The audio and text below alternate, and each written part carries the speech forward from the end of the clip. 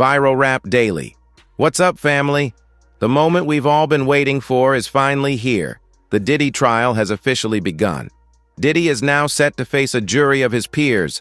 But let's be real, finding an unbiased jury in New York City, or anywhere in the US, is going to be nearly impossible. Why? Because at this point, almost everyone has already formed an opinion about Diddy's guilt or innocence. Think about it. Who hasn't heard about the infamous freak tapes? Who hasn't seen or at least heard about that Cassie video? Now, Diddy's defense team has a huge challenge ahead.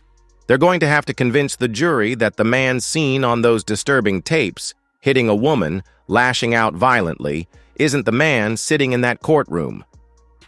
They're going to say, yeah, the guy in that video may look like Sean Combs, but mentally that wasn't him. That was a different version of him, someone in a dark place. The man in court today is Sean Combs, a respected businessman, a father, a friend, a leader in the community, and a taxpayer who's given millions back to the system. That's a hard sell, fam. Even they admit, that guy in the video, that was a savage. He should be punished. But this man here, this isn't him. Here's the real deal. A lot of folks are hoping this trial exposes celebrity sex parties and freak-offs. But don't hold your breath. None of that is being introduced as evidence. And here's another key point. There will be no discussion of any alleged involvement with minors. As far as the judge and court are concerned, that never happened. And there's no evidence to prove it. What is being allowed is the Cassie video.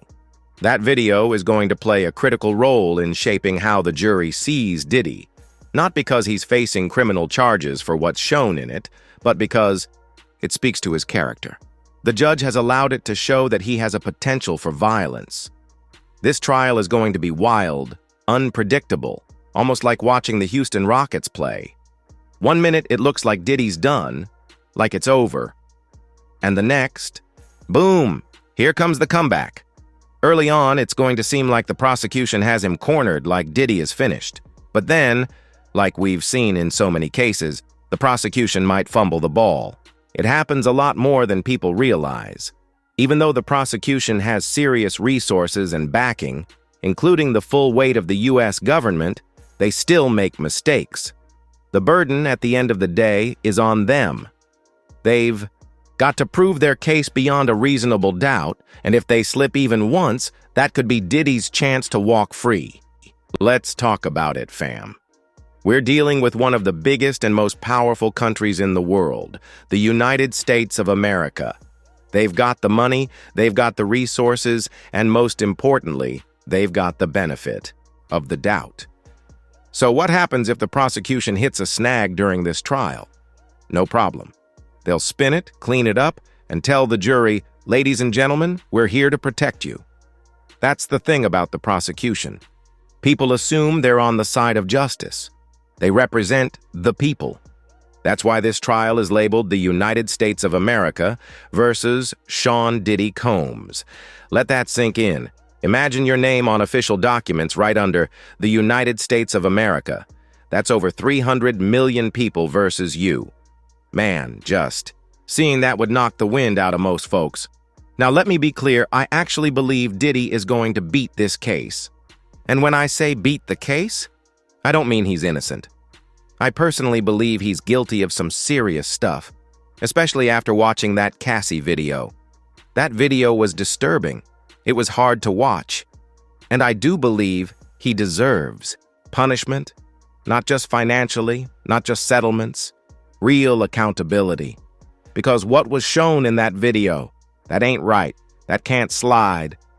But here's why I think he still walks. Diddy has power, he has money, and he has influence. The feds do have a 98 or 99% conviction rate, no doubt. But that's mostly when cases don't go to trial. When you do take it to trial, especially with Diddy's kind of resources, the odds shift a little. Also, some major allegations, like the sex with minors claims, are not being included in this case. That's huge. The judge ruled it out. And without that, the prosecution loses a massive emotional angle. The Cassie video is still in play, though. And yes, it's damning. But the defense only needs to find a few jurors who might see that video and still say, yeah, this was terrible. But I don't think he's still that man today. They'll bring in character witnesses, people who'll talk about the real Diddy, the good he's done, how generous he is, how he's helped others, and you better believe the jury is going to be reminded of Diddy's legacy, the music, the memories, the artists. Some of those same jurors probably danced to All About the Benjamins in college. Some of those songs are tied to the best moments of their lives.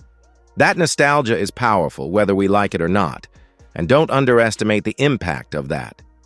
Some jurors may hold on to values of forgiveness, of second chances. They might say, yes, he did wrong, but everyone deserves redemption. When you take all of this into account, the money, the fame, the influence, the absence of the most serious allegations, and the emotional connection people have to his music, I just don't see America locking up a billionaire. Let's be honest. They rarely do. Even if they do, it's never for long. Billionaires move differently in this system. But what do y'all think, fam?